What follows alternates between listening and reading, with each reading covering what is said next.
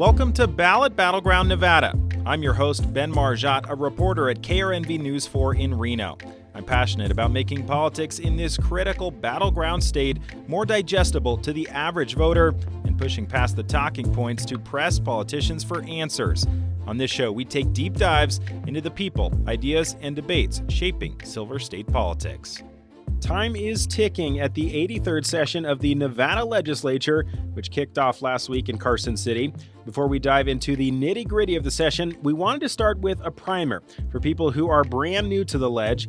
How is our legislature set up? How does it all get done in 120 days? How does a bill become a law? And why is the Nevada Legislature different than just about every other state? This week on Ballot Battleground Nevada, it's Nevada Legislature 101.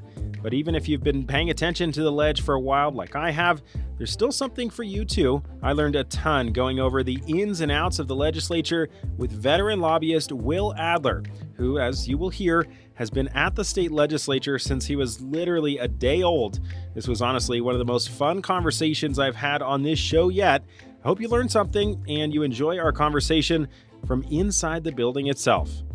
It's the Ballot Battleground Nevada Road Show. We're taking the podcast on the road in Carson City in a shoebox-sized room with the one and only Will Adler. Will, thank you so much for being here. Ben, this is taking me back. You and I and microphones have a long history together, but it's a pleasure to host you here in the Nevada Legislature. Yeah. The beating heart of everything Nevada.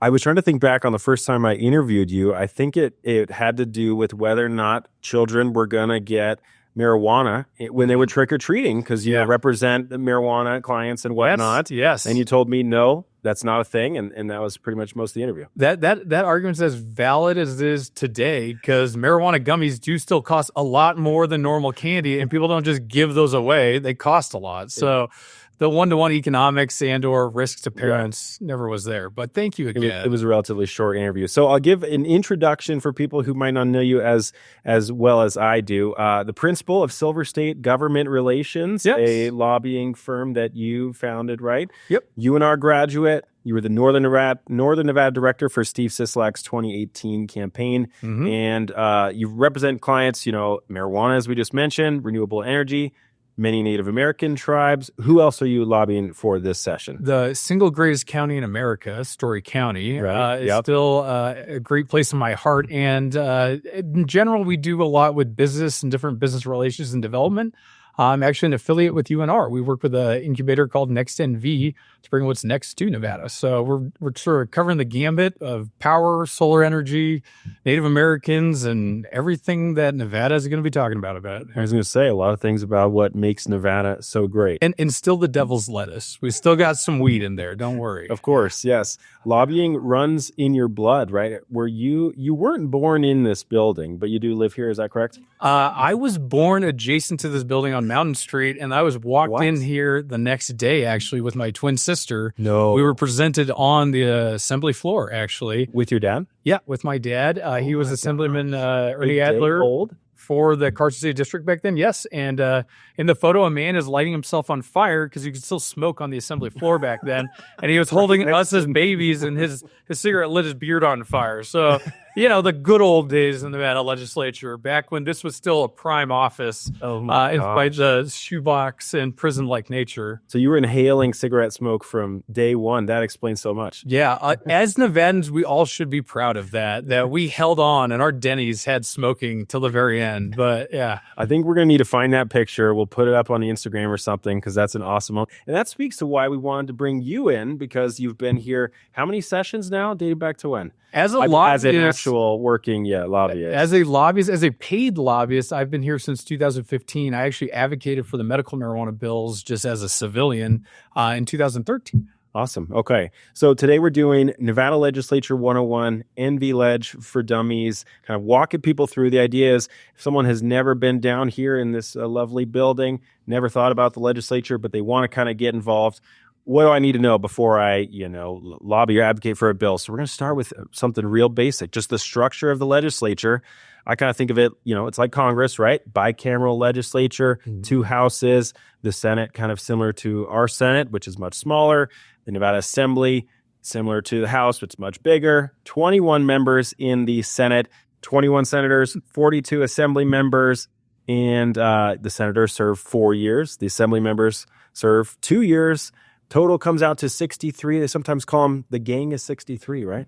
Do I have that all correct? That is correct, except for a few details. So, if possible, it'd be great if everyone represented an equal geographic area of Nevada, but really we slice it by population. So of the 42 and 21, you actually see a high concentration around the population urban center. So a lot of these little widgets of Vegas, 4 neighborhoods at a time will be one assembly district, but you'll see giant spans of multiple counties of rural Nevada will be one assembly district for, say, usually Burger or Republican. But of that, yes, the balance is there where you have the important guys, the double downs, the 21 in the Senate side, and then the People's House, the 42, because you have 2 assembly people housed within each Senate district. So you can always say, who's my senator and my assembly person, because they always lay out on top of each other. And you always know who's going to be the next senator because they're usually the assembly person housed in that district. You'll pick the next one. There you go. Yeah. And so for our Northern Nevada listeners, for example, Assemblywoman Angie Taylor in the last session ran for the Senate district that her assembly district was in, and now she's the senator for that district. That happens quite a bit. Something I learned looking into this and researching for this story, Will, it's the 3rd smallest bicameral legislature in the U.S. at only 63 members. The 3rd smallest. Did you know that? I did not know that, but you should explain what a bicameral legislature is, probably, because 3rd smallest is not an impressive figure anywhere. But fair enough. As Ben speaking to, Nevada has a proud tradition of having a part-time legislature. So if you go adjacent to California, other states around us, they usually have a full-time legislature where an assembly person actually has like a job of being elected, where they actually have the legislature every year. It's a continual rolling cycle. Bills can be introduced or die kind of throughout the whole cycle. Right. Yeah. Nevada, not so much. Right. Nevada, we do it right. In fact, we are constitutionally limited to having our legislature once every 2 years. So every odd year, we have 120 days of madness, because constitutionally we are limited to start the first Monday in February and we end at 120 days, called sine die, or sine dia in Latin. Which means without what? Means it's dead if it's not passed. If it's midnight, you're done, right? That's what sine die means in Nevada. So forget Latin. But so that is how Nevada does it. But interestingly enough, a lot of legislatures that do this biannual lawmaking actually divide up the budget. They'll actually do the budget in the opposite year, not Nevada, right? We load it all up, right? If you want your hopes, your dreams, your wishes, those are called bills, right? You put them in at the same time we put in the budget, and then we have to get it all done at once, and we load it all up, and we say go. Yeah. And that is the beauty of the Nevada legislature. But it is kind of unique. It is kind of wild, but it is this opportunity to make or break it once every 2 years and to set a budget that actually has to last for 2 full years. And Nevada is unique because projections are not easy, especially when a lot of your revenue is based on casinos, the pockets of other states. What do other people's wallets look like is Nevada's budget. So this is really one of the most unique legislatures. I'm really kind of proud of how we still structure it and get it all done in this madman way. But it is created this unique entity of the Nevada legislature. It is a fascinating building to have spent so many hours and days and months in. But it's all being crammed in from, as you said, early February to early June, unless there's a special session. And it feels like, anecdotally for me, there are more special sessions nowadays than maybe when I started reporting, because it's like, how do you fit all the important business of a growing, expanding state into 120 days? Sometimes you literally just can't. Yeah, and if you need to get a stadium done here or there, you definitely need a special session. But my first special session actually was back in 2014. That was the emphasis of sort of Story County's big beginning, was the Tesla special session. So you usually see big topics get their own special session. So the large tax breaks and sort of the abatement process that we passed for Tesla did need its own focus. It needed its own legislature, and it needed to really be its own issue. So that's where you usually see special sessions brought about, is continuation of business, didn't pass the budget, or you have something. The Raiders Stadium in Las Vegas, the A's Stadium, which is, of course, a little bit still up in the air. But the film tax thing that may or may not come back at some point, who knows?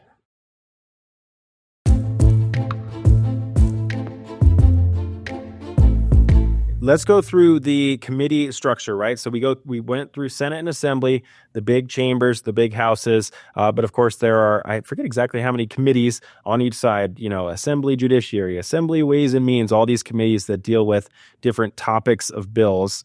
And how exactly those work, because right now, as we know, the Democrats control both the Assembly and the Senate, and that means essentially they control all these committees, right?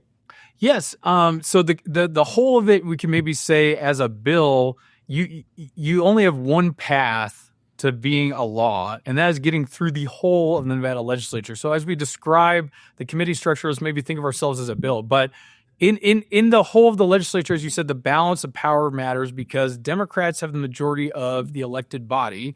We do have a majority Democrat House and Senate. They do not have a supermajority, to make that clear. But you'll see that in your committee assignments as well. Whoever has the biggest weight or the most numbers actually fills out the most seats in each committee. So even at the committee level, the structure is usually based on who's elected here, more Democrats in committees versus Republicans, because they have more seats in the Assembly and the Senate. But as a whole, the committee structure is the substructure of each house. So as an Assembly bill, say we're AB1, a first Assembly bill of this session, we're going to be introduced in the Assembly, but depending on what topic we are, if we're covering water and water issues, we'll go to the Natural Resources Committee. The Assembly has its own Natural Resources Committee. So as a bill, it is first sent to a committee, and the committee structure debates the bill, they take it apart, they look at what's there, and if it needs changing, it has to go through what's called the amendment process.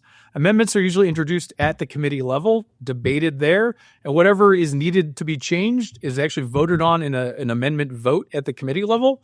That's passed, and then the committee says, we're going to vote this bill through and pass our committee.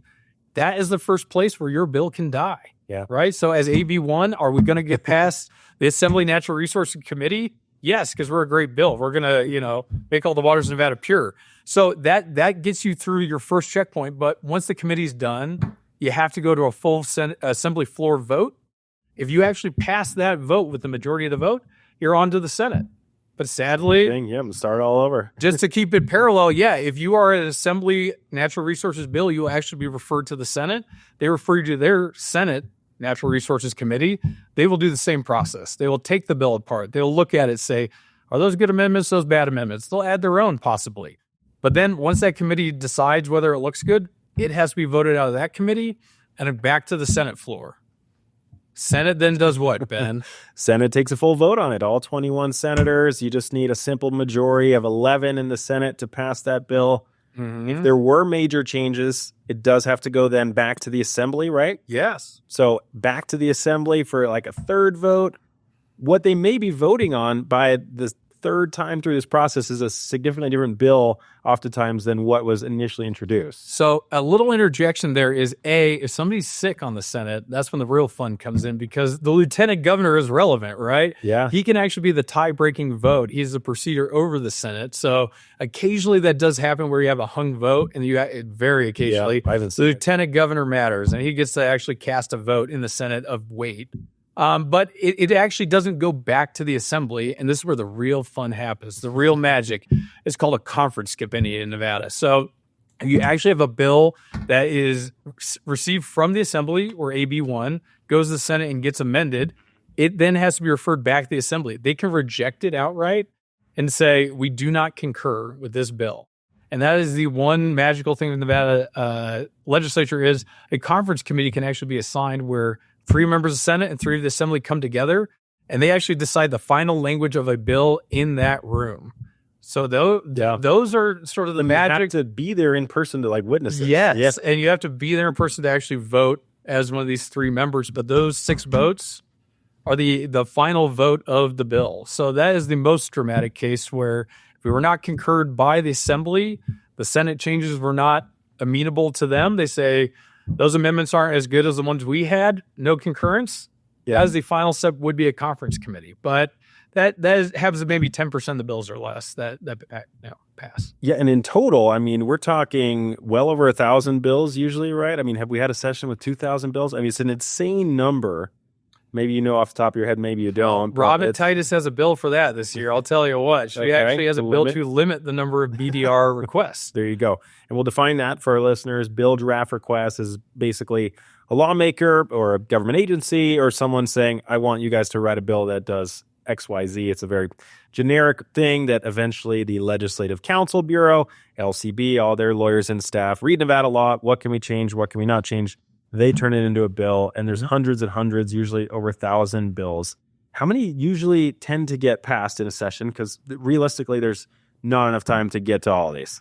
What is passed and what is a law is different. So let's start with a BDR. You're exactly right. Each assembly person, each senator gets a limited number of BDRs. Senators are twice as important as assembly people, so they get twice as many BDR requests. Yep. I'm just throwing that out to make sure everyone gets mad at me. But VDRs are the beginning of it, or a bill draft request. When it becomes a bill, it is AB. We were Assembly Bill 1, so we're the first Assembly bill, or SB, a Senate bill. The other sources of bills do come from state agencies. Counties have their own bills, cities gets their own bills, and they all get disseminated out as BDRs that become ABs or SBs, depending on their origin as well. But at the end of the day, the one thing we didn't talk about is the legislature can pass our bill. AB1 is passed through our conference committee even. Yep. It still has one vote left. Of course, yeah. And that vote is the veto pen vote, right? The ultimate vote is the governor's veto in the whole of this, but that's why some people say it doesn't matter how many bills are actually launched into a legislature. Sure. Because the majority of them do get committed out. They do have some process, but around 600, 700 bills are passed, I would say, on average between the last sessions I've gone through. But some are cleanup bills, some are big bills, and some of the monumental ones or controversial ones actually end up on that veto desk. But we saw that last year, right? It doesn't really matter what comes out of the legislature if the governor still has control of the veto pen, or the Senate or Assembly don't have 2/3 of the vote. There you go. The governor retains veto. But I just want to say with this is legislation is important. It is crucial to have a lot of ideas out there, but the number usually consolidates naturally because there will be multiple ideas, multiple BDRs or bills in the same lane. Sure. You get this dissemination of ideas throughout the legislature. Committees will combine ideas into one bill, and it actually comes through cleaner in Nevada law or statute. So maybe it's not, does that bill die because it's a bad bill, but it is maybe an overkill to have as many bills as we do have. And we should say, too, that whichever party controls the chambers, they control all the committees. They control which bills even get heard in front of those committees.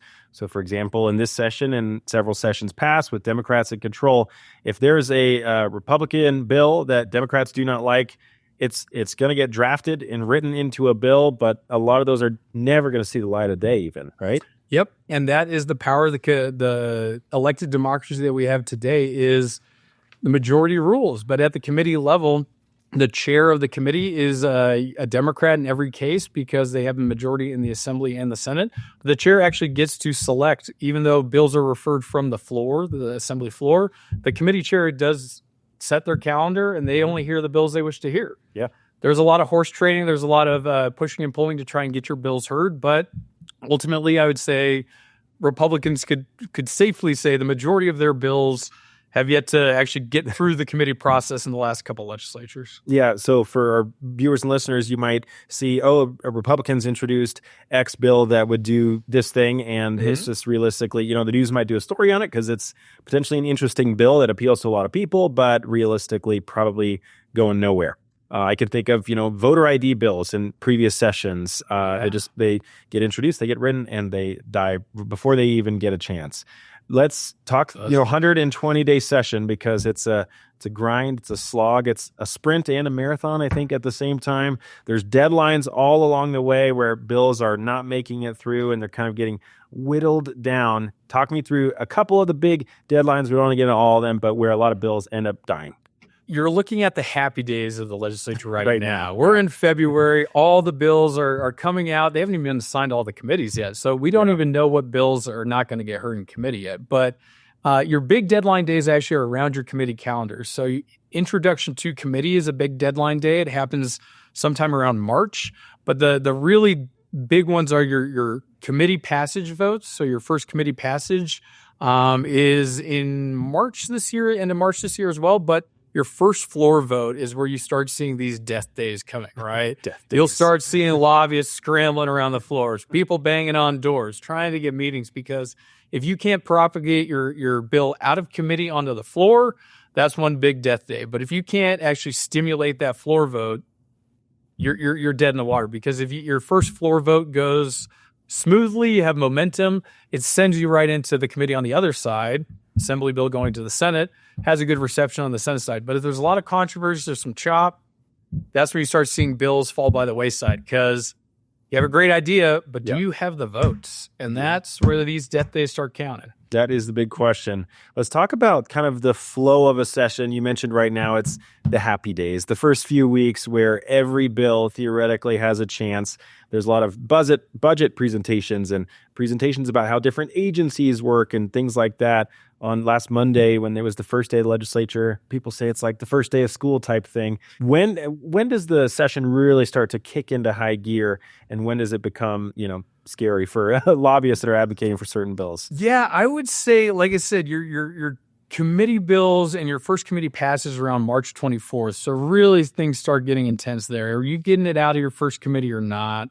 When the grind starts happening. But the first real deadline day is your first House passage is April 22nd this year, my daughter's birthday. So I actually have a long tradition of my wife and I giving birth to children right in the middle of the legislature. So I always make it easy Good on myself. timing But for you guys. Yep. Not this year. So okay, nice. We got all three in now. But yeah, so that is kind of the whole of it is when you need to have your votes, you need to have them, right? Everything can be fluid until then. You can horse trade. You can make your amendments happen. You can go gather the votes you need. But by April 22nd, you kind of know what bills you still have, what are dead, and then that's your target goal is to get those across the finish line. And we could talk about how that happens too. Yeah. Pull back the curtain for us a little bit for how the building really operates. I mean, who has the power in this building? Because I think it's often said, there are hundreds of lobbyists like yourself run around this building. There's only 63 lawmakers, but the lobbyists do wield a lot of power. Mm-hmm. How does this building kind of really operate? What are the things maybe that go on behind the scenes that the public might not realize? You mentioned horse trading. It's like, I'll pass your bill if you do what? Mm-hmm. Give us some insight there. I would say, the perception is not the reality in a lot of cases. So I do not walk in with 2 big bags of cash with dollar signs on it and just throw them on tables. In fact, Nevada is one of my favorite legislative operations because this is truly a public house. This is the people's house, the Nevada legislature, and we have a proud tradition of letting the whole of the public in. So you say how, what it gets a bill done, actually mass action, delivery of support, it moves the bill a lot. Today is Tribe Day. We actually have 27 of tribal nations in Nevada, and we probably have 20 of them in the building today. But having your voices heard isn't just a lobbying effort. It isn't just horse trading. It is the needs of Nevada. So there's actually pretty good history of having Nevada be more open than others. I've tried to lobby in California. How did that go? I'm here for a reason. Yeah, they kicked me out the first day I made it there because there is procedures there where you are unable to speak to an assembly person, a senator, or unless you have a prearranged meeting. Wow. Nevada, you and I know this, Ben. Yeah. You grab somebody down the hall, and you ask them what's going on with their bill, and it is an open house. So I do think Nevada is one of the most transparent legislatures. How you get a bill done usually regards what the bill is. If you're trying to get something structural and base done, tribal relations is my big norm. Water rights, water language, there's no amount of money in the world that will move water law. You actually have to come with the right sensible policy around the right issue. Bigger issues, larger stuff, a stadium per se. Sure. You will see every lobbyist in the building hired onto that sucker. Yeah. And it's sort of more of a mad dash of corporate interest versus getting that piece of the state cake, right? But to suss it up a little bit is every bill, like you said, has a sponsor. Mm-hmm. It is either, the party in power, the party not. Having that bill heard in a committee could be your biggest task as a lobbyist is actually trying to get that issue heard in spite the name on the bill. Could be the beginning of your horse trading. But to actually get a bill done, I would say the long and the short is you start out with your vision, your idea, and what your client or your government agency, as I usually have, wants to get done. And the world has their say on it too. You hear from entities you didn't even know would have an interest in it, and it does change your perspective on your issue usually. But at the end of the day, I say if you end up pretty pissed off, pretty frustrated, and about 70% of what you initially started with is still in the bill, that's 100% win. I mean, that is literally what the Nevada legislature is you end up with an idea, you have to adapt it based on the state, because we're here judging the whole of Nevada in 120 days. And you hear from everybody for whatever your issue is because you put it in writing, and now they're able to see what you want to do. And usually the comments come in. But that's usually the legislative process is there's no perfect bill when it enters. Yeah. But there is a decision to be made of, is it worth getting done, even at this 70% of what you want to get done?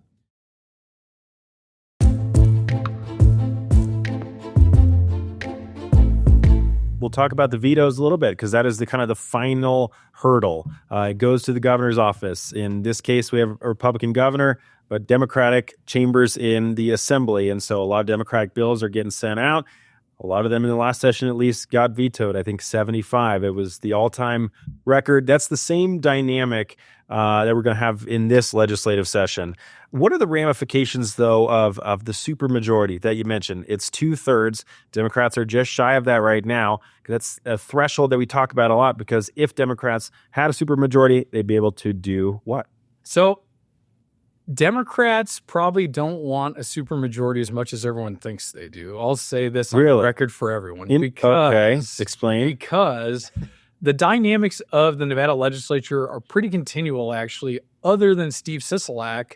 For about the last 30 years, we've had Nevada claim itself as a purple state by having this continual Democratic legislature again and again elected in for the Senate and the Assembly, but the state has elected a Republican governor other than Steve Sisolak continually for about the last 30 years. But this has created this balance of power where Democratic issues are brought forward more frequently, but they ultimately have to be judged by the Republican governor and have that overview for the state. So this has created what is considered sort of a business-friendly atmosphere around, corporate issues, tax issues, and other things around the gaming environment. But also, the governor's say is the say. He had a lot of says last session. He did set the record for 75 bills, but I would say a lot, not the majority, but a good portion of the bills sent to the governor were sent to him as demonstration bills. Some bills were sent in because you're positioning a Republican governor to have to say no. Yeah. If you push him, put the ball in his court, make him sign the veto. Yep. And if you push on enough buttons, bills will get vetoed because business interests, other people will demand that of a Republican governor.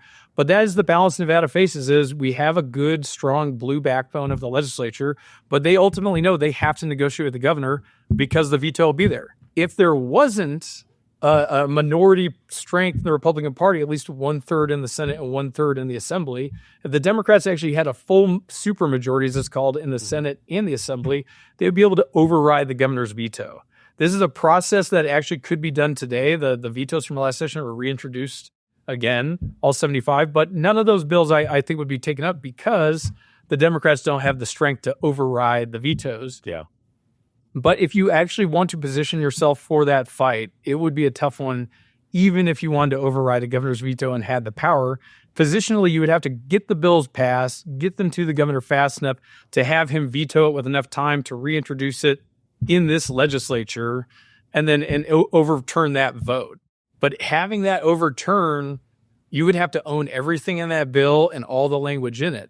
So the balance of power is probably one that the Democrats appreciate too, because they don't have to fully own every issue in the state. Yeah. They know that there's that negotiation in the middle, but politics is politics. We all position each other accordingly and boo vetoes and claim we need to make vetoes as politics declares. Yeah, well, they can tell their voters and their constituents, we did everything we could possibly do to solve X issue. We sent it to the governor. We passed the bill and it got vetoed. So they can pin a lot of that on him. And that gets happened quite a bit. One last thing, we're starting to wrap up here, but we touched on it briefly, this idea of a citizen legislature. These lawmakers, since it's only a 120-day session, they have real jobs. They have day jobs. I want to ask you, we've had, doctors, lawyers, a plumber, Senator Ira Hansen. What's the most interesting day job career of a lawmaker that you can recall out of all your sessions here?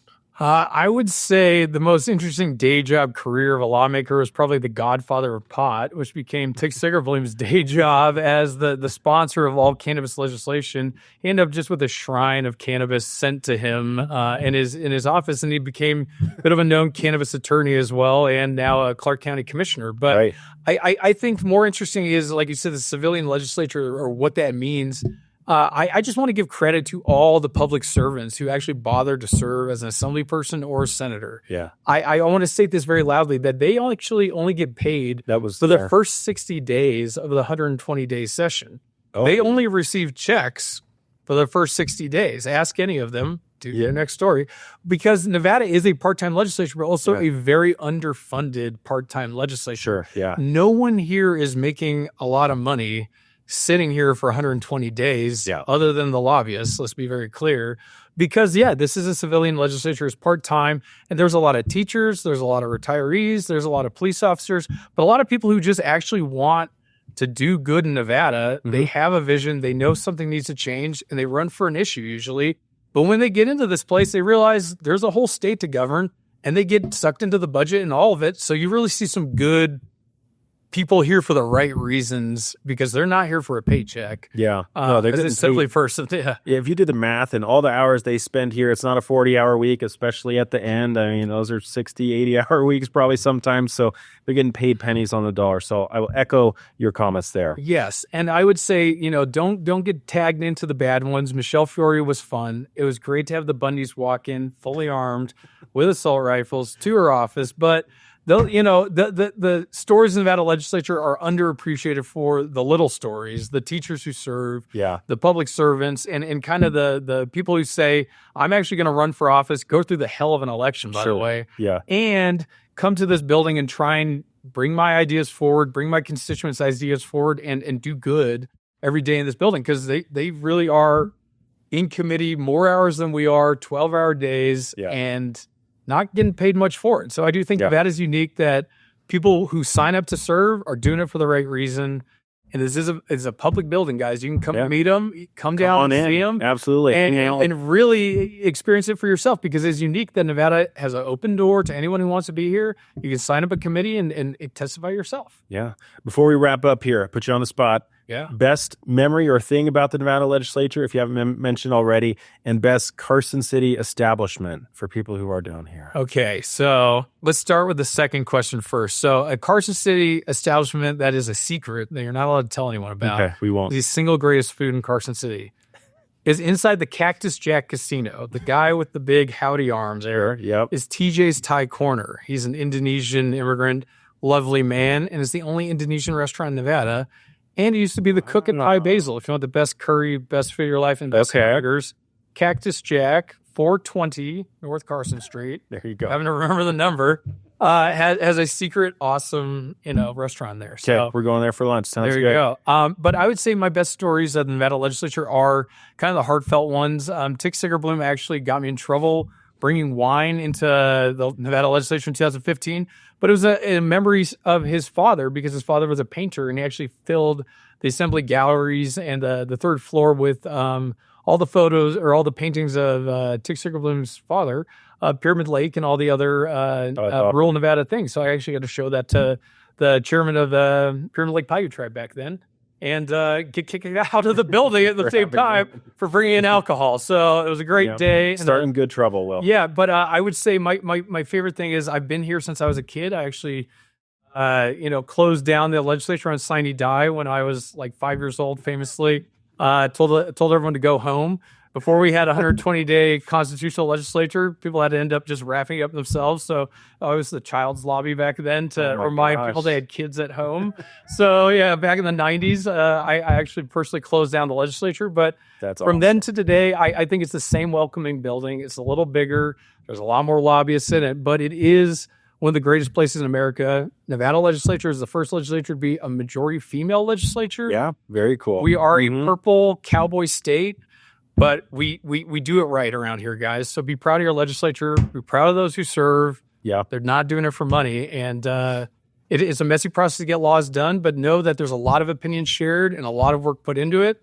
And the legislation that comes out is usually in a pretty good shape at the end of 120 days. Yeah, absolutely. Okay, Will Adler, I think the lobbyist with the best flow in the building, some of the best hair, and incredible insight. I mean, thank you so much for coming by. We really appreciate it. I learned a lot. Hopefully our listeners do as well, and hopefully it makes them feel encouraged and inspired, and maybe they want to come down and do some citizen lobbying on their own. So, Will Adler, thank you very so much. Appreciate you, Ben. One of the great pleasures. We'll have you back sometime soon. I'd love to. Thank you, guys.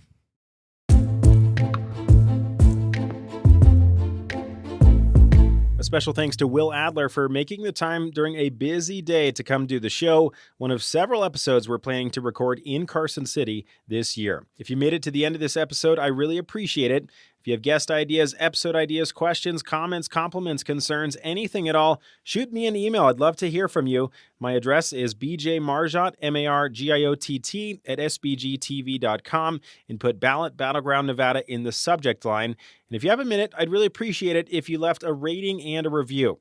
That helps the podcast show up higher in searches so more people can discover the show. Thanks for listening.